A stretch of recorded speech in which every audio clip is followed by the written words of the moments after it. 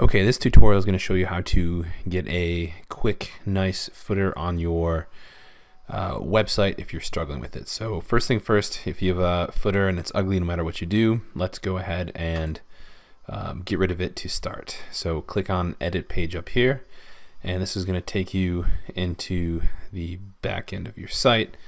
I'm just going to scroll down until I see Page Appearance, and I'm going to scroll down a little bit more, and I am going to click on No Footer, and then I'm going to click on Update, and I'm going to go back to my page and double check that my ugly footer is gone.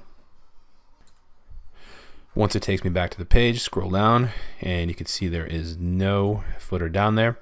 So what we'll do is we'll scroll to the bottom, turn on our builder, click on this plus sign over here, go to your rows, search for a footer, and choose any of these ones that you want.